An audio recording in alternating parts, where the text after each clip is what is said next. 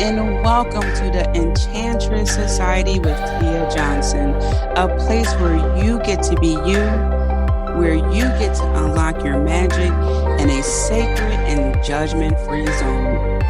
The Enchantress Society is your witchy sisterhood of enchanting women who guides and supports you along your spiritual journey from the mundane to the magical. I invite you to sit for a spell as I interview guests and spill the spiritual tea on how we can create the magical life we deserve.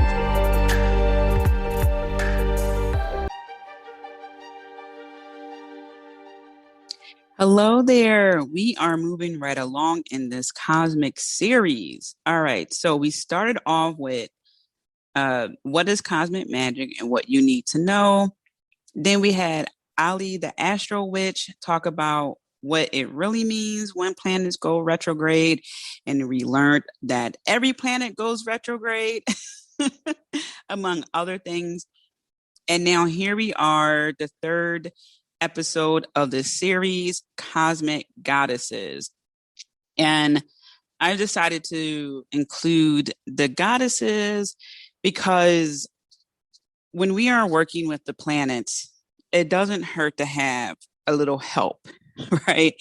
And also for many people, the goddesses are more relatable until they learn more about the celestial bodies, right? Sometimes it's a little bit of a hard concept, like, oh, wait, Jupiter? So I'm working with the planet Jupiter. It's like, yeah, you are.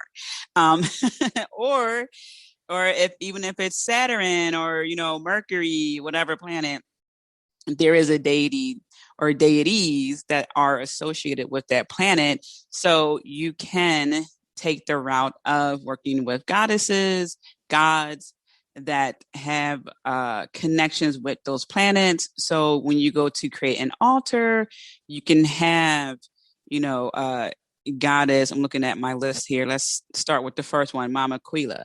You can get a picture of her or, a statue of her, have it on your table, your altar, whatever.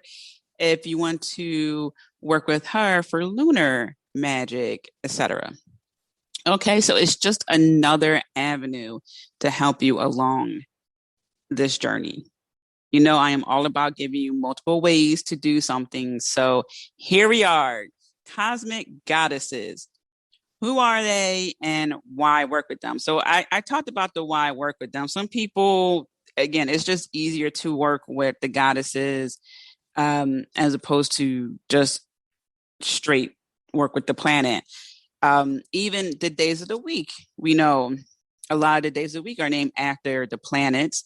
And some of my friends do say happy Jupiter Day, or what's another one? Saturn Day, because Thursday is associated with Jupiter. Or Thor's Day, because Thor is the god as associated with Thursday. Thursday is named after Thor.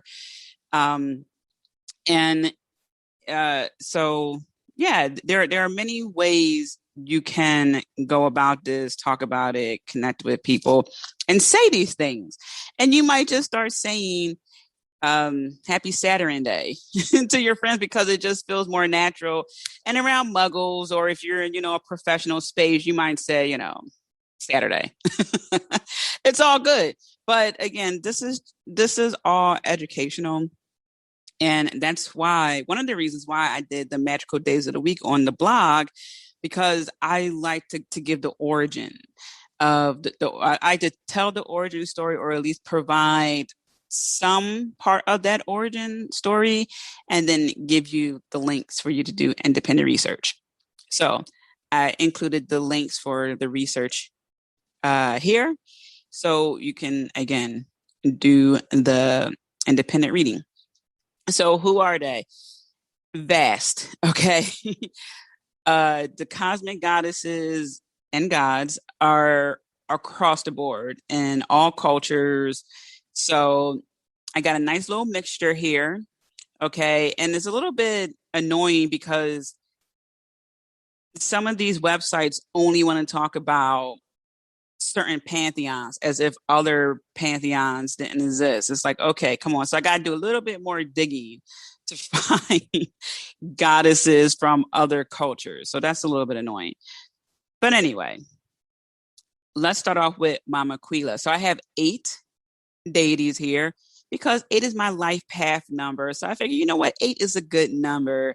So I was thinking 3, maybe 5, maybe 10, but 8 is where we are at with this. So Mama Quila, she is the Incan moon goddess, and she's also the goddess for this month's goddess themed training in the Enchantress Coven. So I was really excited to see her name pop up in the beginning. So there's a website with a list of, it's not a complete list, but it has a lot of deities listed there. So I was excited when I saw her name pop up under the lunar section. So you will see in this, or you will hear in this episode, lunar goddesses. So I give an example of a couple of lunar goddesses, solar goddesses, star, and planet. So, all right. Yeah, so Mama Quila, she is as I said, she's the goddess of this month in the Enchantress Coven. The training is revolved around one of her correspondences, which is cycle. So that's very cool.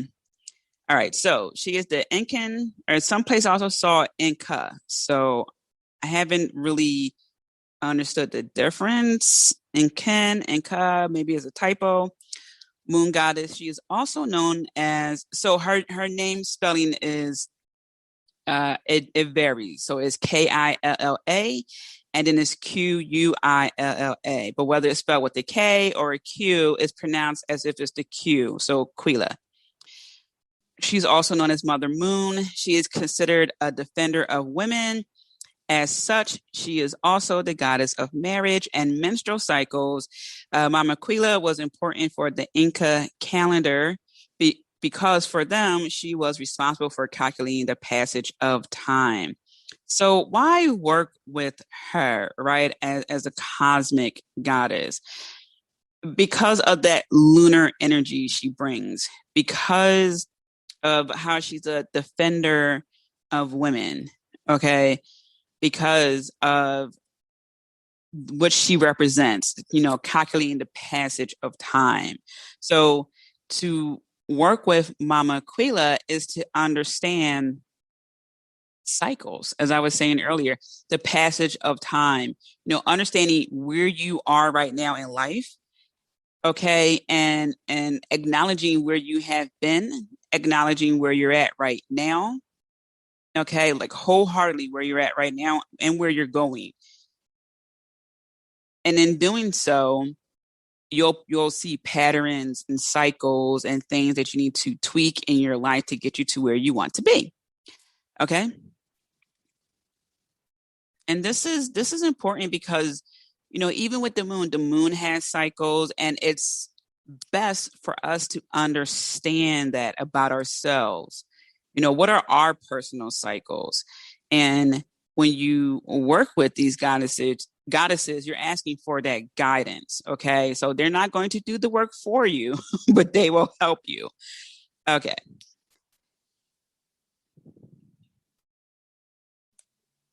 So also what I want to say about that is when you choose to work with these energies, just understand what you want, like what you truly want. Okay. Is one thing to understand that lunar energy at the time, right? It's another thing when you want to work with that energy, but you're not being honest about your desires.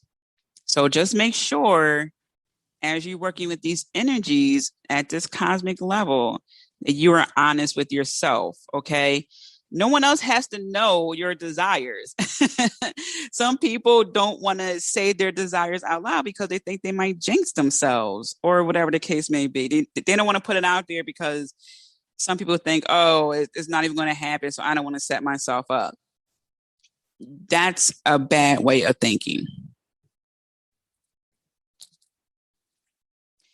And it also states that Mama Aquila is the wife and sister of sun god Inti. I may be mispronouncing it. I'm sure I'm mispronouncing it. Is Inti. So we're gonna.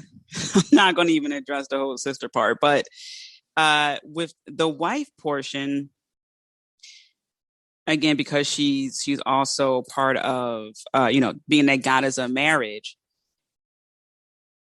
You can even work with her during a full moon to help you bring in that partner with that solar energy, someone who's going to warm your heart, illuminate your life more. And I'm not saying that you're in this cold dark place. No, it's just, when you fall in love, you feel warmer inside, and it's just different. So you can also work with Mama Aquila during a moon cycle. Okay, because let's see here. I did not see if it stated if you had to work with her, or if there was a certain moon phase in particular to work with her. So, and again, this is a brief synopsis of who she is and what she does. So, for example, like with Hecate, she is associated with the dark moon. So this may be the full moon that is associated with Mama Aquila, but again, I encourage you to do a little digging. Nevertheless, work with her if you want to get married, if you want to spice up things in your marriage, if you are looking for someone to help you with, defense, if you want to take self-defense classes, if you want to understand your intuition, things like that, okay? While working with the moon magic, okay? While understanding time, the passage of time, right? Time is not linear. We are existing in the past, present, and future all at the same time. I know it's crazy, and it's a completely, it's a whole nother episode. But, you can work with her on multiple levels, or you can pick one topic, right? And focus on that and do a deep dive. So, if that is something that is interesting to you, and I'm suggesting this, join the Enchantress Coven. The training is already there. Okay. The workbook is there. The training, the video training, and the monthly oracle reading that I channeled from Mama Aquila, among other things. Okay. So that is in there for you. And the link to join the Enchantress Coven is in the description of this episode. All right, so moving on to the next goddess here, we have goddess Mawu. And I believed I talked about her in a previous episode. I'm not sure which one, but I think I brought her up. I don't think there was an episode that was dedicated to her, is what I'm saying. So, goddess Mawu, her themes include creativity, universal law, passion, abundance, birth, and inspiration. Her symbols are clay and the moon. Mawu arrives on an elephant's back, expected with springs, creative energy. Hers is a wise, passionate, and timely birth ruled by natural laws and universal order. So she is associated with the sun and the moon. Okay, so she embodies both. Okay. In Africa, she is a lunar aligned creatrix who made people from clay. As a mother figure, Mawu inspires the universe's abundance and every dreamer's imagination. So she is your cheerleader. Imagine her, she looks like reminds me of Mother Nature, like Mother Earth.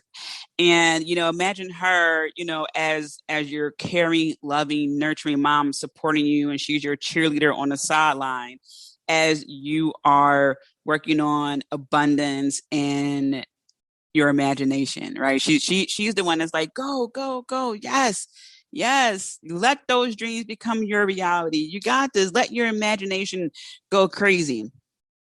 All right. So it states here rituals for Mawu rejoice in her life giving energy, often through lovemaking. So, I mean, basically sex magic.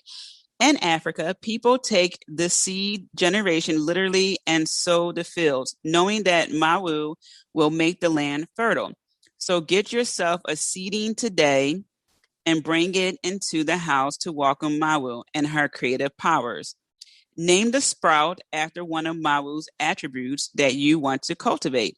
Each time you water or tend the plant, repeat its name and accept Mawu's germination energy into your spirit. How cool is that?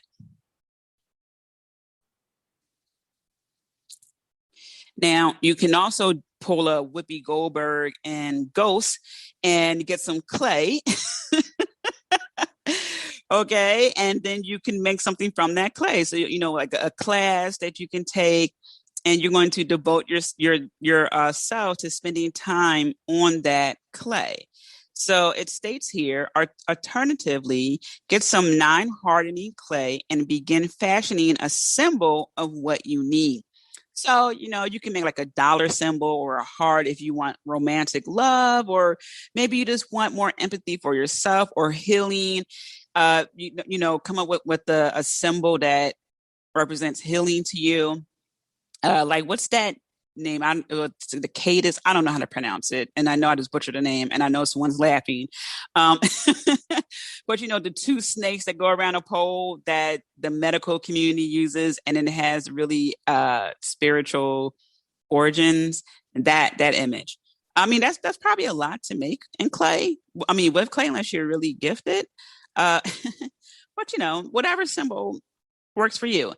All right. So it states here to devote yourself to spending time on this over 28 days, a lunar cycle, until it's complete. Each time you work, say, Mother Mawu, make me whole, help me obtain my secret goal. And don't worry, I have the link for this. Okay. And it literally says God is Mawu, so you can't miss it. All right. By the time this is finished, you should see the first sign of manifestation. So literally, this blog just gave you a way to work with Goddess Mawu. Okay, so why work with her? Well, we just stated that, or I just talked about it. So you can work with her on Sunday for extra boost of energy of that solar energy. You can work with her on Monday for the extra boost of moon energy. Okay. You can work with her via sex magic. Okay.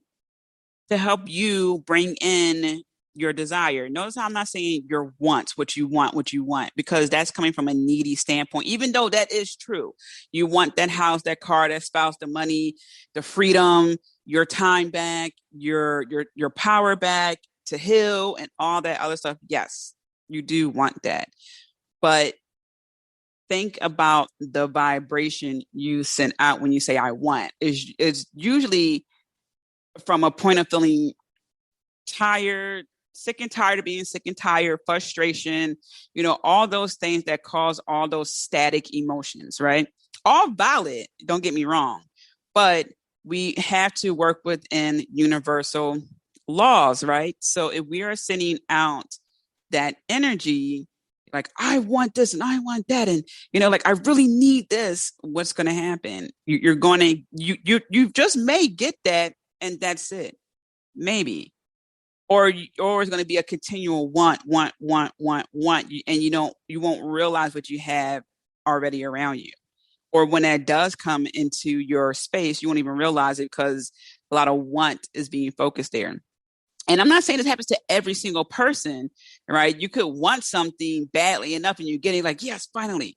But as a whole, it's this continual, what I need, because that's actually true. But we had to shift the emotion behind it to I desire. That feels so much better saying it. And it's like it's calming down the wants, I need, want. It's I desire. a 5 bedroom home and 3.5 baths and a fully furnished basement, 2 car garage. Like it feels better than I want a home that is like about 3, 4 bedrooms, like about 2.5 baths, I can have a garage. It's just that want causes so much if and either or. And I desire a 5 bedroom home, 3.5 bath, 2 car garage, or better. It's a different vibe. So make sure when you are working with Mawu, God is Mawu, any deity, honestly, but with her, because she's really focusing on universe. Here we go. Inspires the universe's abundance in every dreamer's imagination. So she's going to give you what you want and more, depending on how you ask, right? It's not what you say, it's how you say it. That's what my papa used to always say. It's not what you say. Even my grandmother says, not what you say, it's how you say it. All right. I said the exact same thing 2 different ways. All right. Moving right along. Moving on to the next goddess. All right. Asteria. Asteria. And I believe so. There are several ways of spelling Asteria. Her name means starry, star, falling star. So she's uh connected with the stars in particular. So you'll see, as other deities are connected with a planet or just a celestial body, because the sun is a star, not a planet. So with planets and celestial bodies, here we are. She is connected to the stars. All right. Asteria was the Titan goddess of falling stars and perhaps nighttime divination, such as by dreams, and astrology by the stars. She was the mother of Hecate. And I just talked about Hecate in the Dark Goddess series. So just scroll back on the podcast and listen to the episode. So she's the mom of Hecate, and Hecate is the goddess of witchcraft. All right. So Astari. Okay. So it stated here, Zeus chased Asteria across the sky, but she escaped him by transforming herself into a quail and leaping into the sea to and then she arrived at the island of Delos. Interesting. So the quail is one of her symbols because of that. All right.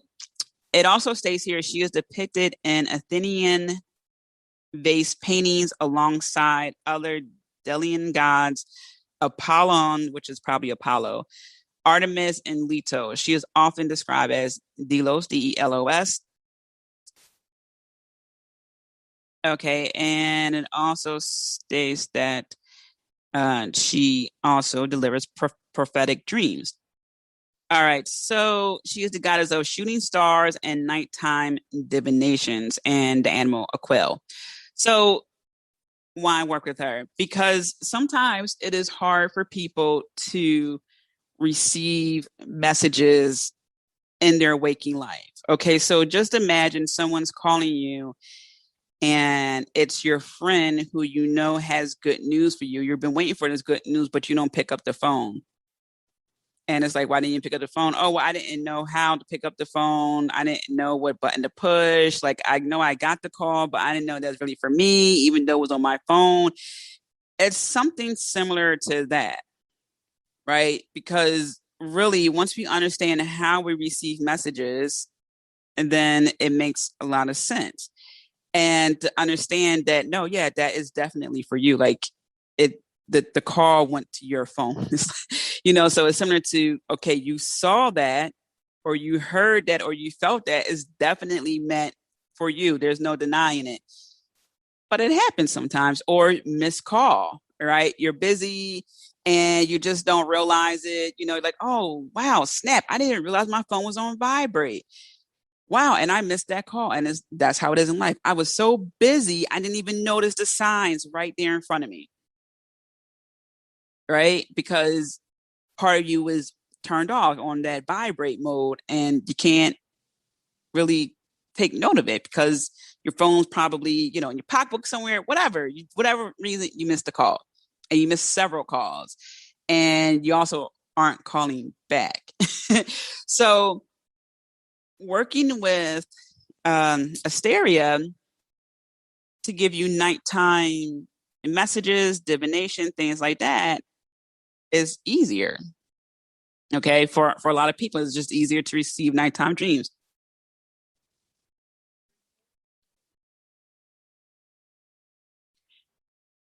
So for those people who are saying, Tia, I do not remember my dreams, that's okay. And some people think that they don't dream. Here's the thing. Everyone dreams, not everyone remembers their dreams. And some people remember their dreams, but they don't write it down in time and they forget the whole dream. Okay. Now, for those people, not the people who remember their dreams, the people who remember their dreams and prep themselves for their dreams, work with Goddess Asteria to help you with premonition dreams, dream divination, help you to receive messages for questions that you have. Now, for those of you who kind of sort of remember your dreams or don't remember your dreams, here's what you say before you go to bed at night. I remember my dreams in its entirety, or their entirety. I remember my dreams in their entirety. Okay. I remember all my dreams in their entirety. I feel like it should be its entirety. I don't know. Dreams is the subject there. So dreams and then there, whatever. Anyway, you get what I'm saying. Okay. Just repeat. I remember my dreams whole and complete. Okay. I remember my dreams whole and complete. Say it over and over and over again. And you can do several things as far as your question. You can write it on a little sheet of paper. Maybe you can get even a little index card, or if you have a cute little stationery, notepad you like to write it on, and you have your little fancy pen, whatever works for you. I like writing with a nice fine felt tip pen, like just like that nice ink, smooth. Now, some people like the crystal on the pen. Again, it's totally up to you how creative you want to be with this. You write your question or questions. I would say maybe keep it to 3. If you, especially if you're trying to start to remember your dreams, maybe focus on one question for a week. Just have that question on your mind as you go to sleep. Think, what do I need to do to bring in blank into my life? More abundance, more love, more healing, whatever the case may be. That's just an example.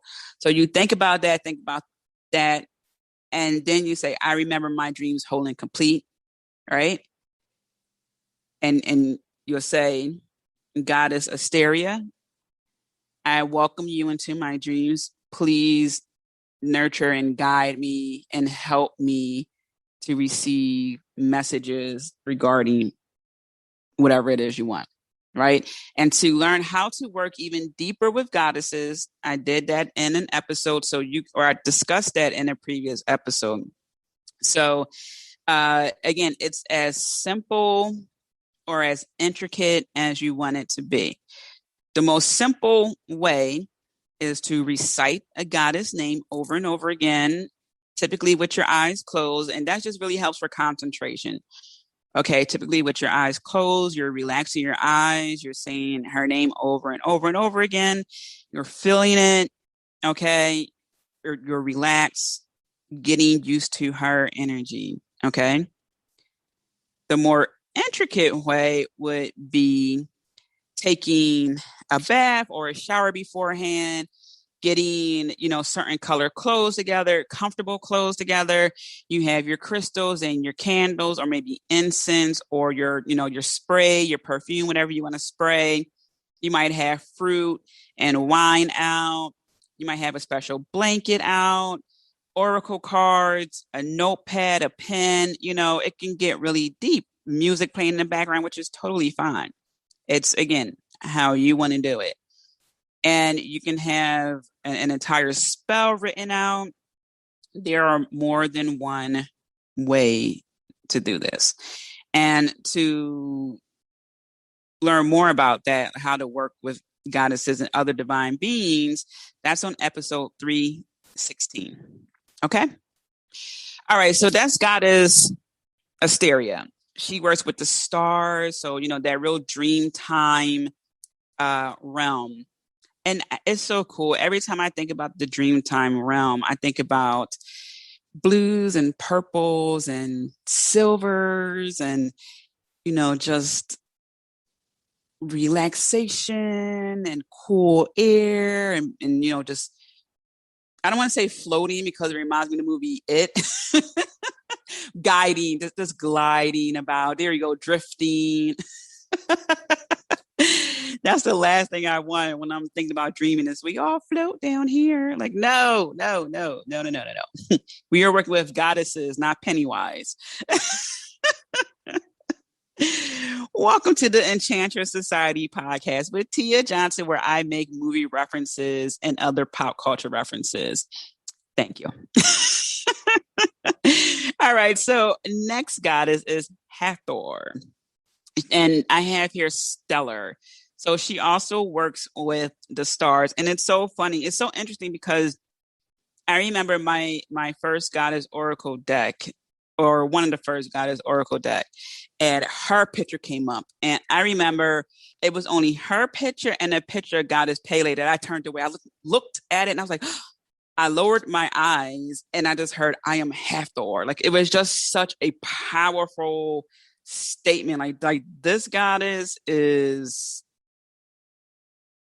demanding, but in a way, like, or not demanding, commanding. She's very commanding. And it's just so nice to be in that space with a goddess who is, it kind of reminds me of a general in a way that is just, you just feel that power, that presence, that like, boom, like I am here. I am like, I'm the captain now. Okay, I'm gonna stop with the movie references. Okay. So anyway, and with Goddess Pele, I turned to the side and I read later on, in one of the many books I read that the people, back in ancient times said that Goddess Pele was so beautiful that they couldn't even look at her. So it was funny that I saw the picture of Goddess Pele and I turned away like, oh man, like I just couldn't even look. So anyway, Hathor is one of the most famous goddesses of ancient Egypt. She is known as the Great One of many names. Her titles and attributes are numerous, that she was important in every area of life and death of the ancient Egyptians. It is thought that her worship was widespread because she appears on the Namir palette. However, some scholars, and then they talked about, however, some scholars suggest that the cow-headed goddess depicted on the palette is in fact Bat, probably Bat, B-A-T, is spelled Bat, but I'm guessing it's Bat, an ancient cow goddess who was largely absorbed by Hathor, or even Namir himself. I don't know what the Namir is. I don't want to click on the link and go down that rabbit hole. Okay.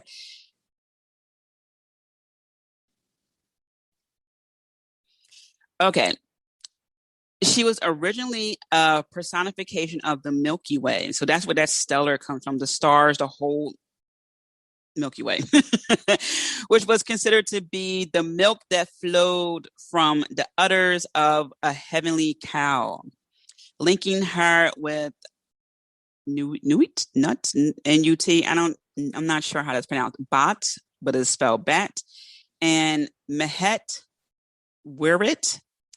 As time passed, Hathor absorbed the attributes of many other goddesses, but also became more closely associated with Isis, who in some degree usurped her position as the most powerful and popular goddess. Yet Hathor remained popular throughout Egyptian history.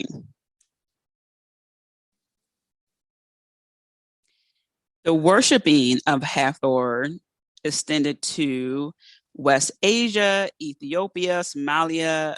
Hathor is also known as the sky goddess, known as Lady of Stars, and Sovereign of Stars. There goes that word sovereign again. And she is linked to Sirius. Interesting. Interesting. She's also known as the Mistress of Heaven, the Celestial Nurse. Okay. She's the goddess of women. So backtrack. She's also known as the Mother of Mothers.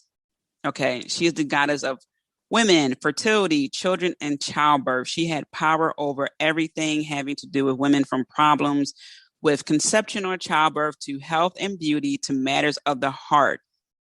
All right, so that's pretty heavy. She's the goddess of beauty and patron of cosmetic arts. Love it. But yet it states here she was not considered to be vain or shallow. And I just want to make that point here too, because as you work with these divine beings, you are going to physically change. There's going to be something about you that you're going to want to begin to embody, whatever that is for you. So don't be surprised if you want to change your hair color, chop some of your hair off, get a tattoo, start changing what you're wearing. There will be some physical changes. So don't let people guilt trip you for doing that. You have to do what's right for you. And as long as you're not harming yourself and someone, is who cares about you is talking to you. For example, there are some people who are extreme with plastic surgery to the point where, even doctors are telling them, you got to take a little break right now. So yeah, I can understand that. And plus surgery is not fun. All right. Recovery is not fun. So I just want to say for that, if you want to get Botox, fillers, Kybella, do it. Don't let no one guilt trip you or make you feel bad about doing this. What you want to do. All right. Okay. Okay, so it states here she was assured of her own beauty and goodness and loved beautiful and good things. She was also known as the mistress of life and was seen as the embodiment of joy, love, romance, perfume, dance, music, and alcohol. Hathor was especially connected with the fragrance of mirth. They have mirth or myrrh, myrrh, myrrh, incense, which was considered to be very precious and to embody all of the finer qualities of the female sex. That's what it has here. Hathor is associated with turquoise, malachite, gold, and copper as the mistress of turquoise and the lady of malachite. She was the patron of miners and the goddess of Sinai Peninsula. Sinai, Sinai, I don't know. The location of the famous turquoise and copper mines. The Egyptians used eye makeup made from ground malachite, which had protective function in fighting eye infections, which was attributed to Hathor. Now, malachite is toxic when it hits water. So keep that in mind. All right. So why? And then she has a lot of different names. Okay. So why work with goddess Hathor? Well, we just went over several or multiple okay of her what she's connected to, her correspondences. So if you are wanting to embody the joy, the love, romance, dance and music, all these things that raise your vibration. And also even with alcohol, if you're someone who is living the sober life, you're like, alcohol is not for me, that's okay. These are optional. You don't have to partake in every single thing, but maybe you'll work on the music and, focusing on the joy and the arts, cosmetic arts, maybe you'll play around with some makeup and things like that. Okay. Get that daring lip color, right? Lipstick. So, and also, as it states here, she's associated with the Milky Way. So think about, what do you want to create in your life? Like, how do you want your life to look? Right? Because this is your universe. Everyone has their own universe, and we are just entering other people's universes. Okay, and people are entering our universe, right? So, what do you want to create? What does your Milky Way look like? Okay, like really, what's all included in that? I'm telling you right now. For me, I am working on building my spiritual council. And I even talk about this for the witch goddess in the Enchantress Coven, that at the point of the witch goddess, you're focusing even more on your spiritual council. And your spiritual council are the people who you go to for spiritual counseling. So these are the trusted people who have your best interests in mind. They're not trying to, secretly, insert some fear-based mindset to get you to spend extra money on them. No, they're providing guidance for you. I have someone who I go to for readings, and now I found someone for astrology reports and things like that. So I'm building up my spiritual counsel, the people who I go to for that insight. What am I missing that I need to tweak? That was a question I asked the ancestors, the goddess, through my reader, and boom, I got the direct answer. Because sometimes, as Ali stated in her episode, it's hard to read our own chart, right? Because we're so close to it. Or sometimes, it is easy to overlook, forget something, because we have a lot of balls in the air, right? We're juggling a lot of things. So that's fine. Doctors go to doctors too, right? So that's what I'm saying here is, in my Milky Way, my universe, I have a spiritual council, and I'm encouraging other people to develop that. Now, we can take it a step further and like, oh, well, since this is a cosmic series, these could be planets. These people can represent a planet. What's the energy this person brings? Because each planet has its own energy correspondences. Jupiter deals a lot with finances, money, among other things. Saturn is a teacher planet, so you're going to school, right? Venus, we know that's associated with love and other things. Each one has its own thing. So I can say, okay, well, for deep spiritual insights, it could be was it Neptune, the invisible kingdom, in a way, right? Because that's some subconscious level thing. So I'm just making this up as I go along, right? Like, I'm not saying it has to be Neptune. I'm just saying, because that deals with intuition and things like that, that could be that planet. And I know it might sound a little bit crazy, a little bit off, like, wait a minute, like people are planets. But think about this, because I am literally pulling information about deities that are associated with planets, right? And how we can work with them, what they represent. So think about what people represent in your life, and if that is something you want in your universe. Okay. And ask Goddess Hathor to help you with that process. All right. To help you create all that, to bring in more joy. The music, it could be celestial music. You can YouTube that celestial music. Okay.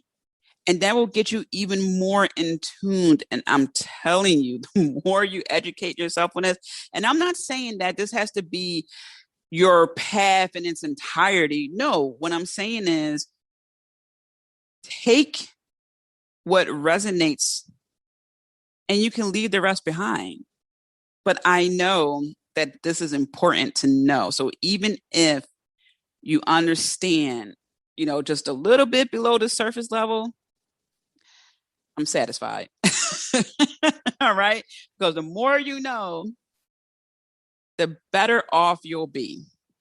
Okay. And then the more you know how to work with that, gosh, you are just limitless. All right, moving right along. Athena. Athena is connected to the sun. All right. She is the goddess of wisdom, war, weaving and crafts. Her home is Mount Olympus. One of her sacred animals is the owl. Another symbol is the olive tree. Her other names are Pallas. I have seen Pallas Athena, and they have here Trio Genetia. I don't know. Her Roman name is Minerva. All right, let's scroll up here and get some info on Athena. All right. And of course, like everything else, there are multiple ways to spell it. So don't get too caught up on that. If you see it spelled slightly different or has some accent over the vowels. All right. Athena was the Olympian goddess of wisdom and good counsel, war, the defense of towns, heroic endeavor, weaving, pottery, and various other crafts. She was depicted as a stately woman armed with a shield and spear and wearing a long robe, crested helm, and famed Aegeus. I don't know how to pronounce that. A snake trimmed cape. That's what that is. Adorned with a monstrous visage, so face, of Medusa. All right. So they could have just made that sentence so much shorter. So she also had a shield with Medusa's face on it. So as opposed to Captain America shield with the star, or just to shield all together with the colors and stuff, she has Medusa. Okay.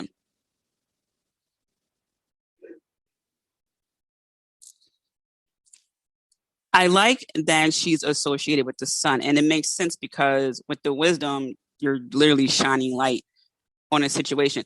But what I want to also say about Athena, because I've seen this pop up in study research I've done when I was researching for my first book, To Be Goddess, I talked about Athena. But there are stories stating that she was a virgin. Here's the thing. Virginity, that has nothing to do with sex. That is a social construct to oppress women, okay, to oppress their sexuality. Being a virgin just has to do with new. Like, yes, it does have to do with new and purity, but it's just a sense of a fresh start, like a new beginning. It's like spring. Initially, it represents that virginal aspect because that's the maiden. It's young, it's new to the scene. That's really it. And then the kicker is that spring also represents fertility, right? But the term virgin has nothing to do with not being sexually active or not ever having sex, rather, because you could just not be having sex and you had sex before. So it has nothing to do with never having sex before. Okay. Again, another term used to be part of a narrative to oppress women. So to say, oh yeah, he is a virgin, she is a virgin, that really meant that they were new, that they were really, just innocent. They are new to something. They are, again, they just haven't done I'm trying to explain, like like they don't have I don't want to say maturity, but they had that growth that's needed, right? And that was flipped to represent, oh, well, they're new, they're innocent, on the scene. Okay, well, you want someone, and it also represents young in some ways. So that became bastardized into what we know it today, just like the term bitch. And I know I butchered the explaining of it, but uh, in a nutshell, it's really about new, being new. Maiden, it just means new maiden, and maiden again is just the beginning. That's it. When you think about the triple moon goddess, is maiden, mother, crone. That's it. It's just a phase. It's a phase. So, but also it's a phase, but it does have to do with being independent, autonomous. So again, that sovereignty is really just about being free. Okay. So when you think about it, the maiden, and then after the maiden, you become a mom. So it's like, oh, okay, well, back then it was a high push, again, another smear campaign to uh say, well, if you're going to have sex, then that really should just be for procreation, right? So now it's like, oh, what before was the maiden, a younger woman, new, fresh on the scene. And by the way, that can also be an older woman who's new to something. Okay. Once you're not new to something anymore, depending on your cycle, now you're the mother. Now you're going to, whether it's figuratively or literally, give birth to something, right? Or you just have more knowledge. You've been around the block a few times.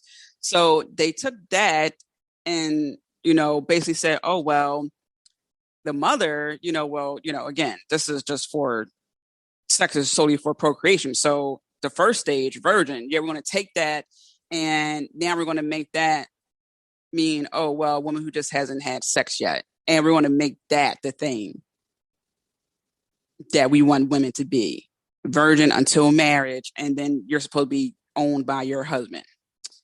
So it's unfortunate, but that's what it is. So whenever you read about a goddess being a virgin, look at if they explain what that means, because that would be a little bit of an indication if they're trying to force that narrative that they didn't have sex. These goddesses, they are not living by society rules. Okay. These goddesses some of them are shapeshifters. Some of them become men, some of them, like they would become a man for a day or whatever, or an older woman, like Isis did it. She went off and, to find her husband and get his pieces back together. She pretended to be an old woman. She took the form of an older woman. Okay. These goddesses, they are powerful. They are direct. Some of,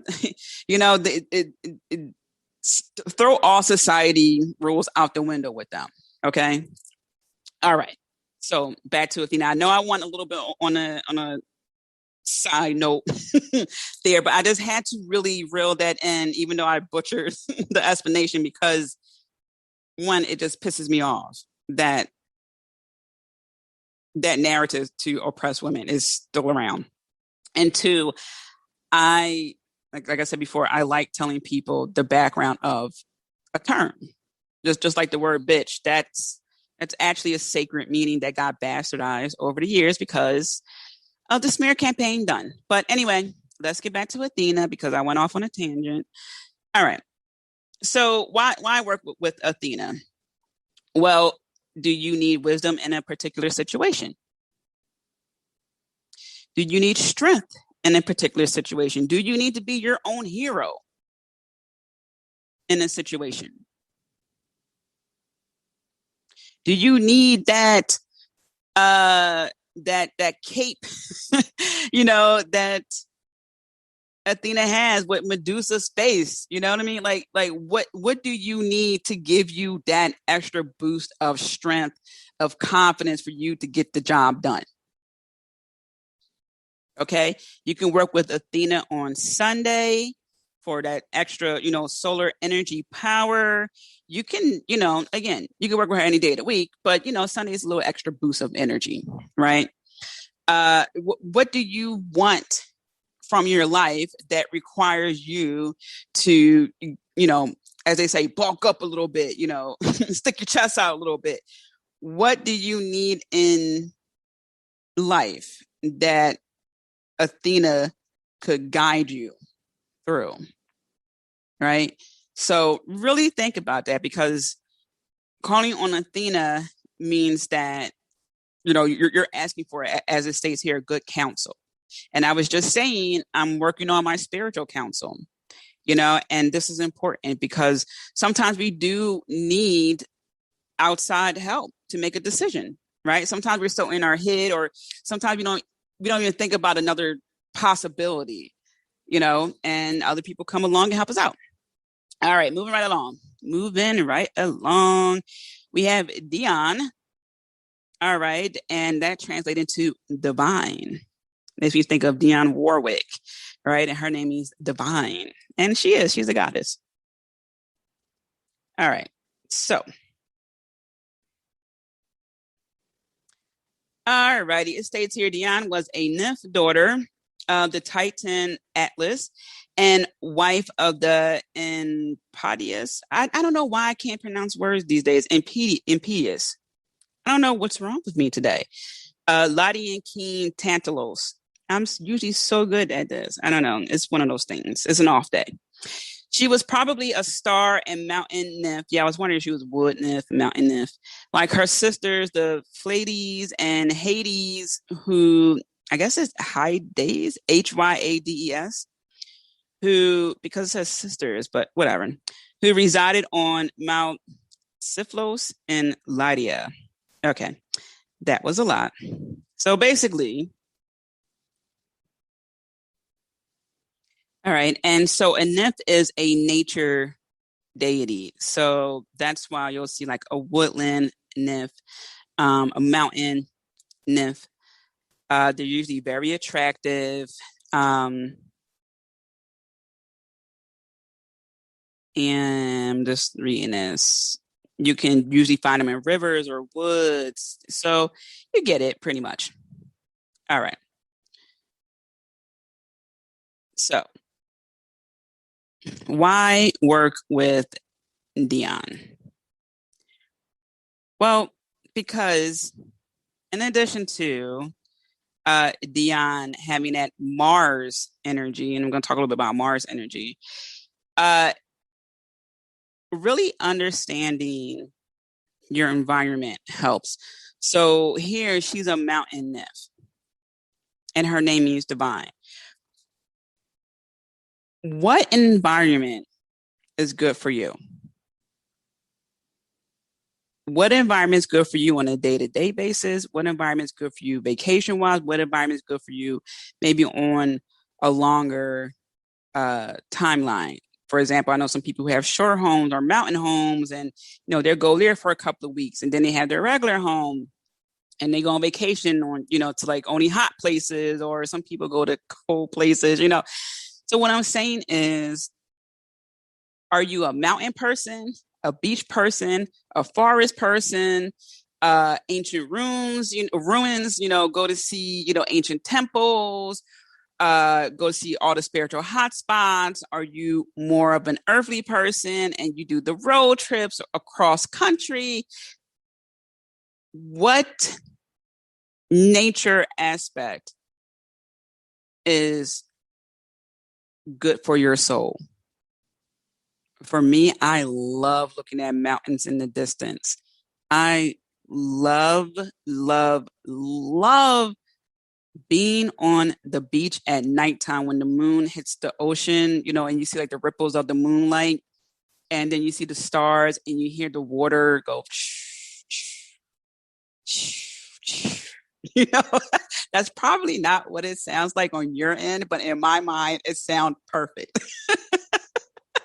So, not that I don't mind the sunlight, I love the sunset on the beach. Oh my God. When I was in Costa Rica, so my best friend and I just caught this sunset and it never happened again. And we were in Costa Rica for, oh gosh, like 12 days. It was a little over a week. And when we arrived at the resort, it's indoor, outdoor. So we just, you just walk like straight through and the beach is private. So it was just like crazy. We just walked right on the beach and the colors of the sky. I just never seen a sunset like that before.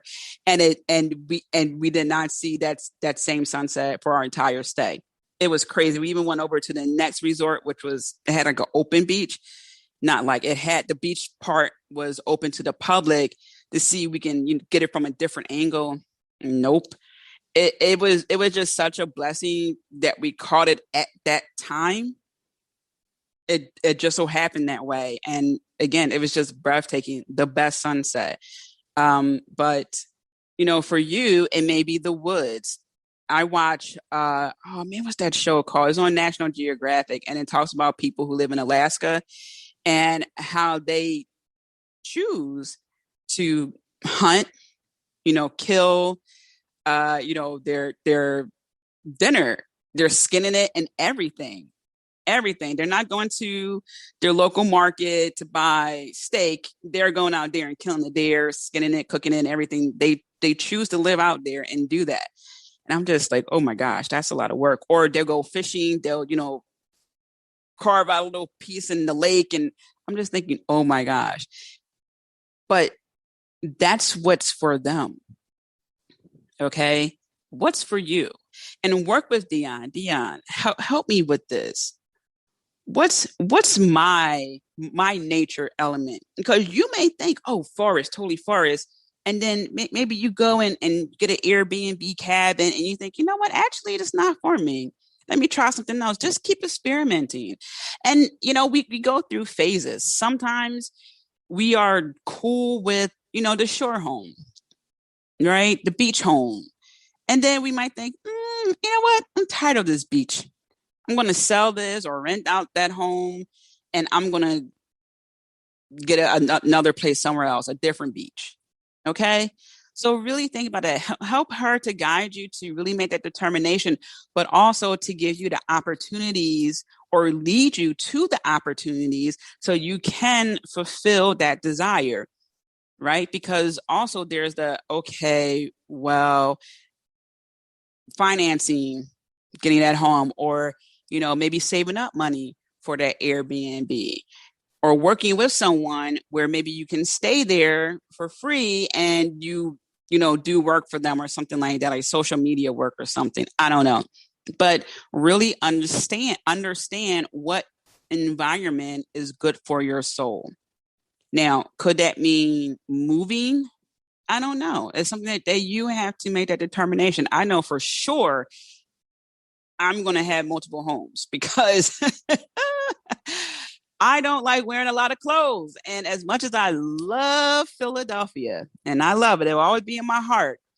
The changing of the seasons for months at a time, it gets old after a while, especially with the winter season because it's darker. It's dark for so long. It's just like I'm over it. Like by time February, not even February, by time January 2nd hit, I'm like, all right, this is whack. Anyway, so work with Dion, all right, and that energy of Mars. Let's talk about that because that's a really aggressive, but aggression can be a good thing when channeled properly. And by properly, I don't mean society properly. I mean for good things. Like you can be aggressive about achieving your goals. Okay, so Mars energy, like I said, aggression, but also have to do with bravery, passion, and strength of those who must fight for what they believe in. I mean, that pretty much sums it up. That bravery that you need, the strength that you need to get this done, to get whatever it is that you need done. And that bravery and passion there, that's the strength that Mars will give you to help you in your endeavors. So working with Goddess Dion is to work with that Mars energy. That's a cosmic energy to work with. So you can work with Athena to help you with that bravery, right? Or even the wisdom. And then you work with Goddess Dion to help you be aggressive with achieving your goals, your endeavors. It's that extra umph you need. So we were to compound this, right? Goddess Mawu would be that nurturing mother to help you, your cheerleader telling you, go, go, go, you got this. And provide all the nourishment you need, because she embodies the moon and the sun. Okay. And then you can work with Athena to help you with the wisdom aspect. What do I need to know? What am I overlooking? What haven't I addressed yet? And then Dion, Goddess Dion, can give you the aggression, that extra energy internally to give you that push to step out your comfort zone, to speak up more, to be direct so you can achieve your endeavors, because you didn't come down here to kind of sort of achieve it or not achieve it at all. You have shit to do. Okay. So that's Dion. And we're down to the last two. Now we have a god in the building. I was looking very hard to find a goddess associated with the planet Jupiter. I could not find it. I'm not saying that there is not a goddess associated with Jupiter. And if you do know of one, please email me and let me know. I would like to do some research on her. So we have Thor. Yes, that's right. Thor. If you read the series on the blog, Magical Days of the Week, especially on Thursday, you'll see me talk a little bit about Thor there, because Thursday is named after Thor. And I just love thinking about that when I hear muggles talk about how spirituality is the devil. I'm like, you look forward to Fridays, and that's named after Freya. And, the other days of the week that you acknowledge are named after planets or gods. And so you're practicing old ways there. Or if you blow out a candle on your birthday cake, I hate to break it to you, but that's candle magic. But again, that's another episode. Anyway, all right, Thor. In Germanic and Norse mythology, Thor is the god of thunder who carries a magical hammer that only he can lift. This hammer is called, I'm not even going to try to pronounce that hammer. It's going to be Thor's hammer for this episode. It is spelled Mjollnir and is Thor's most iconic symbol. His hammer will return to him like a boomerang whenever he threw it into the sky. In addition to being the god of thunder, Thor is also the god of lightning, storm, strength, and protection. He is sometimes associated with fertility, protecting mankind, and blessing weddings. Yeah, I did see somewhere else that he is also a protector of women. And I wish I could remember where I saw that. All right. Thor possesses long red hair and a beard. He often displays a quick temper and is quick to engage in violence, even if violence may not be necessary. So yes, I know in the Marvel comics he has blonde hair, but they even made a note of that below, but he actually has red hair. All right. And it talked about his early life. He is the son of Odin, and, Odin's the god of wisdom, poetry, healing, and death. And his mother is Jord, Jord, I believe that's how it's pronounced. The personification of Earth. Ooh, personification of Earth. All right. So with Thor, well, first of all, Jupiter's energy. Let's talk a little bit. Actually, wait a minute. Let me see here, because they have quick facts about Thor. Let's go through that. All right. They talked about his marriage to Norse goddess Sif. Sif is the goddess of the earth. In addition to his hammer, Thor also possessed a belt and gloves. The belt, I'm not even going to try to pronounce what the belt is called, and the combination is called something else. All right. And it means strength. Okay. So the belt name translates into strong belt. All right. And the translation for his gloves are called iron grippers or iron gauntlets. He rode a chariot that was pulled by two massive goats. And in Norse mythology would describe thunder as the sound of Thor's chariot being pulled through the sky. Today, and Thursday is, and then talk about Thursday being named after Thor. So it's a pretty powerful guy there. Now let's talk about Jupiter's energy, and then I'll explain why work with Thor. I mean, there's nothing like having nice protective energy, but I do want to say that Jupiter has to do with prosperity, good health, abundance, and leadership. So really, money, and of course, other forms of abundance. But I have here he's defender against evil. So I don't know where I saw where he defends women. I'm not sure, but anyway, or maybe someone had an experience with him. But anyway. So the planet Jupiter has to do with abundance, like I was saying, prosperity, leadership, good health. Okay, so when we think about, Thor and everything he's associated with, protection, just being, I mean, even though it says he's quick to engage in violence and quick temper, when I hear that, I think about when I see someone I care about when I feel like they're being disrespected, I have a quick temper. It's like, wait a minute, just calm down. So what I'm saying here is to work with God, to work with the God Thor. It sounds weird to say the God Thor because, Thor is so common and we just say Thor. So to work with Thor is to focus on protection, to even focus on fertility and even to have a blessed wedding. So I can't recall now because I've been talking for a while now, which goddess it was Mama, I think was it Mama Quila that had to do with the marriages. So, you can work with goddess Quila. I'm just clicking back here. Yeah, marriage. So you can work with goddess Mama Quila to help you with getting married, or like I said, spice up your marriage, whatever case may be. So if you're someone who's going to get married, work with her, and then work with Thor to have a blessed wedding, to hold off storms. Like, all right, Thor, no storms on my wedding, none of that. All right. And also, when you go to work with Jupiter, right, and as we heard in the episode with Ali, some people are born with a retrograde and one of their signs, so they thrive during a retrograde. So you may even want to work with Thor during a Mercury retrograde, for whatever, protection, money, a blessed wedding, whatever the case may be.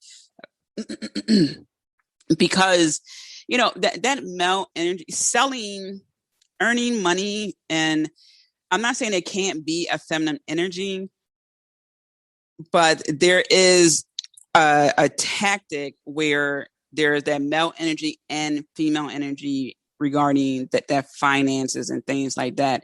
So when you think about it, feminine energy is receiving, male energy is giving.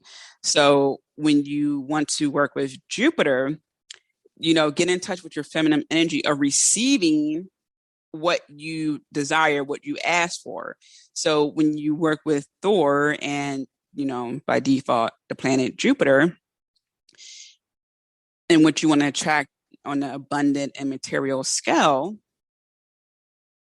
don't exclude the other part of you. So while that male aspect of the giving, which could be, when you do something, you give something, service, to receive money. For example, you give a class and receive money, right? The male energy in you is the giving. The female energy in you is the receiving the money, as opposed to, it's okay, I'll do it for free, when you really wanted to get paid for that. Now, that's different than when you want to do it for free, and then maybe you have a follow-up or something like that, whatever. So when you are working with abundance, you want to bring abundance into your life, you want to bring more money into your life, think about what your feminine aspect wants to do. Do you want to take a bath, a spiritual bath? Do you want to just go to sleep for a moment? Do you want to stretch? Like what's your feminine aspect for you that allows you to receive? Maybe you have a tea ritual. You drink your tea and it's a special tea in your special mug. Like, what do you need to receive? What nourishment do you need to receive? What fuel do you need to receive to help you receive those desires you've been petitioning for, right? What nourishment you need to put into yourself? What do you need to invest into yourself so you can receive? All right. So, to work with Thor is to have that strong male energy, and that's okay. And I know I said goddesses, that was a little surprise because I don't think I ever talked about gods on the show. So maybe like once or twice. But yeah, so and I worked with Thor once. There was a book I read that led you through a meditation with Thor. And it's just interesting to have, it's good to have that male energy. It's in us anyway. So it's nice to bring that into the space and to work with that. So yeah, that's really cool. Good stuff. Good stuff. Good stuff. All right. The last goddess, the last deity here. Now, I've heard her name be pronounced a couple of ways. Again, if I'm wrong, shoot me an email. Let me know. Rhea. Rhea is also spelled Rehea. Okay. I mean, her name means flow, ease. I actually pulled one of her cards for one of the weekly goddess readings that I do on Instagram. All right. So Rhea was the Titaness mother of the gods. The goddess of female fertility, motherhood, and generation. Her name means flow and ease. As the wife of Kronos, she represented the eternal flow of time and generations. As the great mother, the flow was menstrual blood, birth waters, and milk. She was also a goddess of comfort and ease, a blessing reflected in a common Homer phrase, the gods who live at their ease. All right. In myth, she was the wife, it literally just said that, Kronos, and queen of heaven. When her husband heard a prophecy that he would be disposed by one of his children, he took, I remember this part, he took to swallowing each of them as soon as they were born. But Rhea bore her youngest, Zeus, in secret and hid him away in a cave in Crete is also spelled with a K, spelled with a C, guarded by shield clashing Corytus. In his so there's a little typo here. Instead, she presented Kronos with a stone wrapped in swaddling clothes, which he promptly devoured. And then it also talks about how she's also a mother of someone else, Cybele, spelled with a K and a C, both depicted as matronly women. Okay. So her parents are Uranus and Gaia, Gaea. She is the mother of gods and mountains. Okay, symbols, the Taurid crown, the symbol. The lion is her animal. The fir tree is her plant. So, why work with her? Why? Well, she has Saturn energy, and Saturn is the teacher planet, is one of the rougher planets, tough love planets. And as you heard in Ali's episode, Saturn comes and turn things upside down. And when we don't know that Saturn paid us a visit to do that, we think that our lives are all messed up. What the heck happened? Is there a curse on me? Like, what the hell? But work with her to get you through a little bit easier, right? That ease to ease the tension a little bit, okay? Because Saturn is just rough. You're not gonna get around that, but she's gonna ease the blow a little bit, okay? But also, she's gonna help you get into the flow of your cycles, the flow of just you, right? Like, what are you resisting with yourself? Like, what are you denying yourself? I use myself as an example. So I do not care to cook. I'm not interested in it. I appreciate the art of cooking. Do not get me wrong. I appreciate that. My mom went to cooking school before she started working at the Department of Defense. She's a great cook. And she's one of those people. Anyone who's a cook will know this. Everyone gets kicked out the kitchen. All right. Get the hell out my kitchen. I'm doing my thing.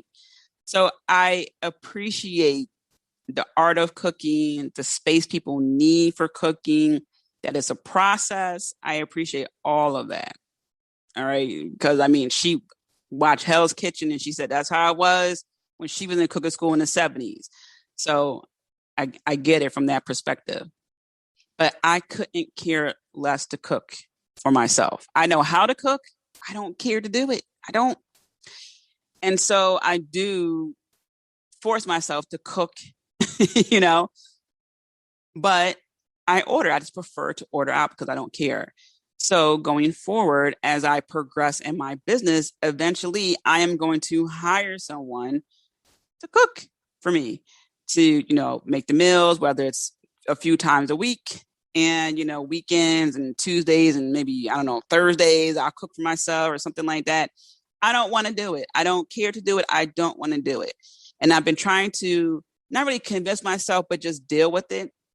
Even when I was younger and, you know, older people would say, oh, you know, you can make a meal and do this. And then you have that for lunch for the next couple of days. I don't even know what I want to eat for lunch today. How am I going to know if I want to eat that same thing 3 days in a row? Sometimes I do. Thanksgiving food. Oh yeah, I'm eating that macaroni and cheese till like, I don't know, Tuesday or Wednesday. You know what I mean? I'm eating that ham for a week. Yeah, if it's something I truly love, but I'm not going to force myself to eat something 3 days in a row because I'm saving $3. And by the end of the year, I'll save $100. You know, like, it's just so crazy to me. I remember looking at the news. Oh yeah, if you do this and you do that, by the end of the year, you'll save $110.63. I mean, yeah, okay, but I'm not going to skip out on doing something. So at the end of the year, I save a whopping $100. Like, what's that going to mean to me on December 31st? Happy New Year. I saved $113 on my car insurance. Like, like, okay, all right. But I mean, I don't want to wait for that at the end of the year, not for $100. Like, no. So I recognize that with myself. And it's important because, especially when it comes to cooking, we heard the term, many people heard that term, TLC. When my grandmother cooked something, I don't care if it was simple, just rice, you know, just rice, and she added her little flavor to it. It tastes completely different than anyone else who ever cooked rice. It's that extra TLC that gets put in there. That's the secret ingredients right there. I don't have that TLC when I'm cooking. Okay. I hate it. I don't like it at all. But I came to terms with that and I have a plan going forward. So I'm now in my personal flow because I had the perspective of I'm going to hire a small business owner, right? Company. I'm going to hire someone from their company to help me, to make my life easier. And someone is getting paid, a small business person. That's how I look at it. We're collaborating here, right? There's a service being rendered on both ends, you know. I'm giving, well, not service, but on both ends. But you know what I mean? Like, I'm rendering money. That person's going to render a well-prepared meal. I like that.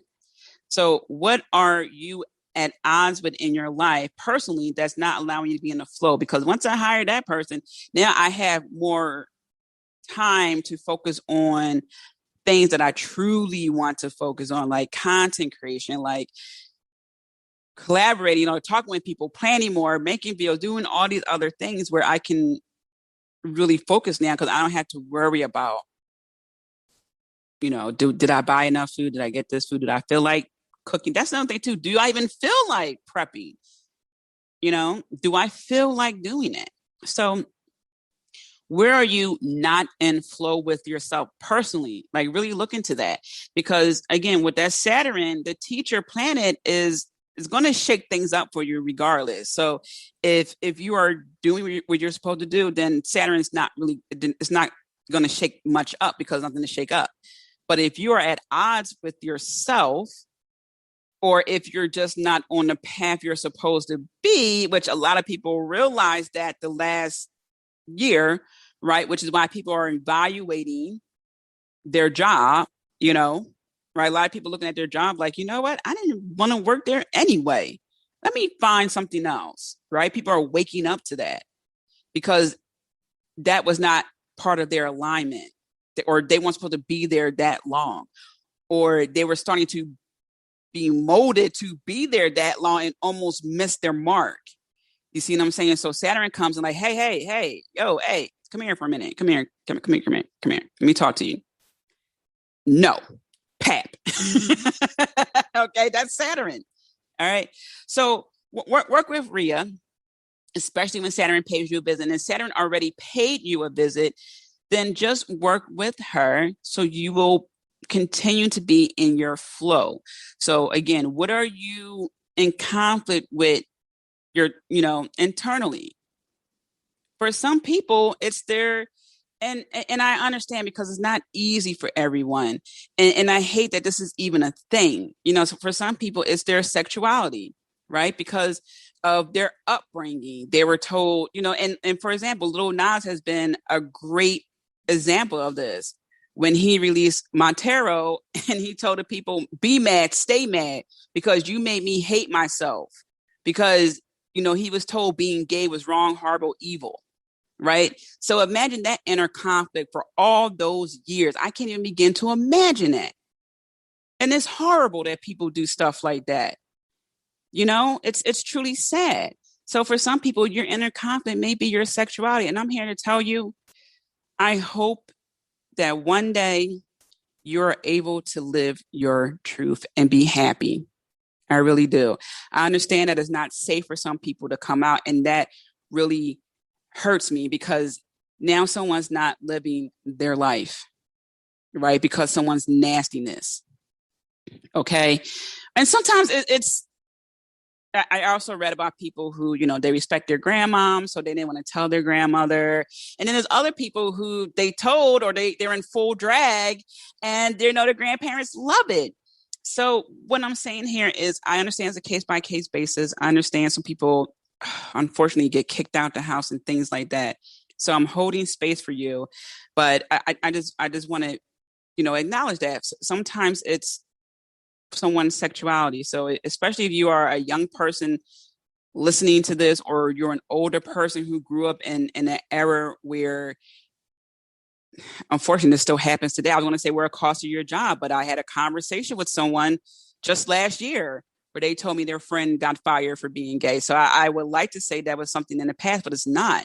So, I'm holding space for you, and I'm just hoping one day we can be at a place where everyone gets to be it, for it to be a place where that is not the thing where someone has to worry about, oh my God, would I get kicked out the house, where I get killed, will I lose my job? So, work with Goddess Rhea to help you with whatever internal conflict that is not causing the flow in your life. Okay. And be open to signs, messages, symbols, or even someone who casually comes up and talk to you. Okay. Be open to all of that.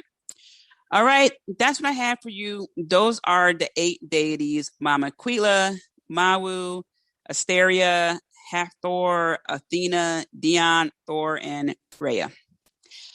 And those are the planets, the lunar, the solar, or planets and celestial bodies, the stars, the Milky Way, Mars, Jupiter, Saturn. So many great cosmic energies to work with. I am sending you lots of love, many blessings.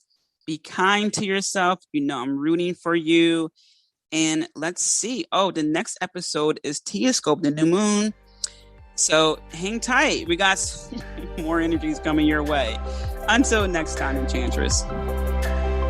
Thank you so much for tuning in, Magical One. Let's keep in touch. Join the VIP email list by going to tiamariejohnson.com. And as always, I'm sending you lots of love, many blessings. I'm rooting for you. And remember to be kind to yourself. Until next time.